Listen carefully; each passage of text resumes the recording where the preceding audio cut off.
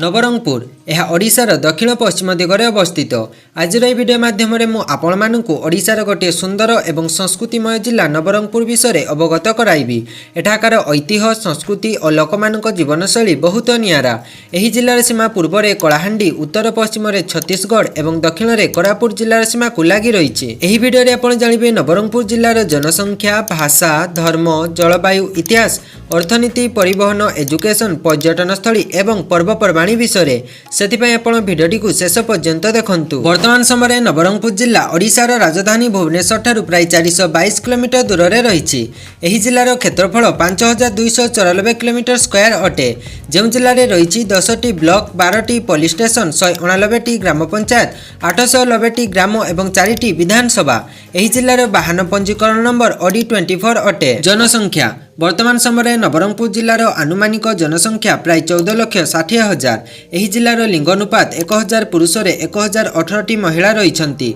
एठारे प्राय 55% लोक आदिवासी संप्रदायर, जहाँ देशर सांप्रतिक विभिन्नता को प्रतिनिधित्व करिथाय। एठाकार मोट जनसंख्यार प्राय 20% लोक सहर में रहती एवं बाकी 80% लोक ग्राम में रहीकि निजर जीवन यापन निर्वाह करती।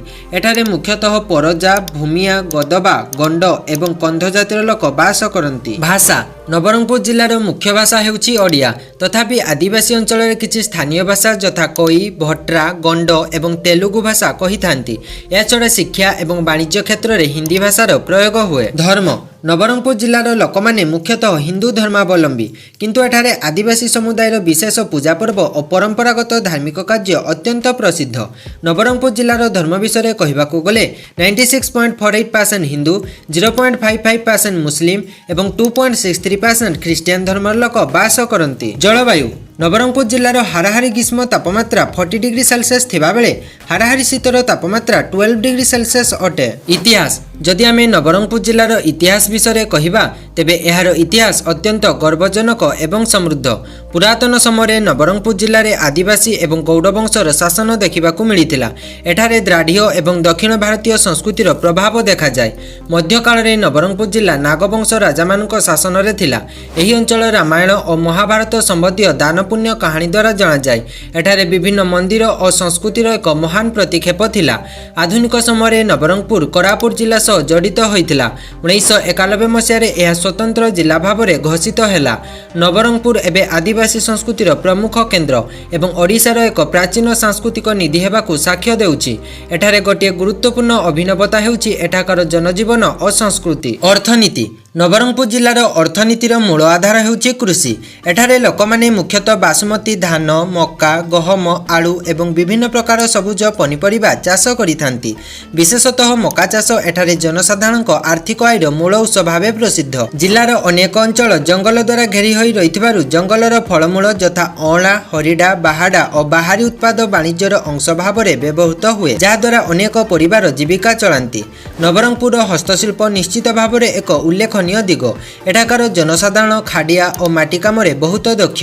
यार कारुशिल्प केवल जिला भितर सीमित नुहे बरं राज्य और देश में विभिन्न स्थान में देखा मिले। एही जिला प्राकृतिक सौंदर्य परिपूर्ण होइथिबारु एठारे पर्यटक मानक भिड़ रही है।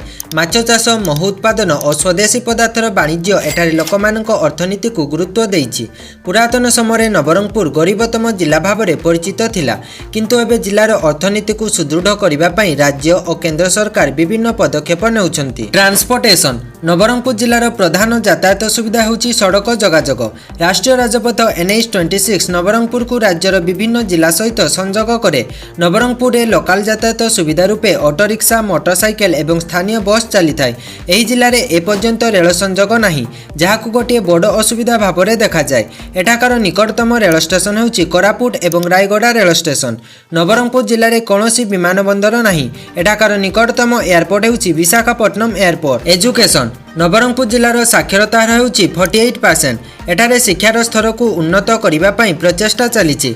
एठारे मुख्य शिक्षा संस्थान गुड़िक छोट हेले मध्य लोकंक शिक्षा उपरे व्यापक मनोभाव अछि। पर्यटन स्थली नवरंगपुर जिला गोटे प्रसिद्ध पर्यटन स्थली अटे।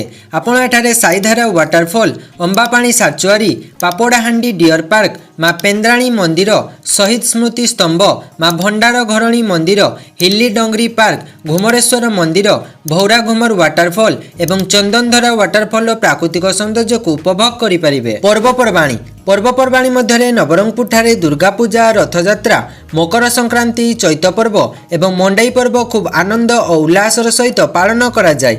एठारे आदिवासी मानक लोकनृत्य देखा मिलता है। आशा करुच्ची एई वीडियो माध्यम आपण नवरंगपुर जिला विषय किछि न किछि तथ्य जानि पारिथिबे। आपण वीडियोटी को शेष पर्यंत देखिथिबारु आपणकु बहुत बहुत धन्यवाद।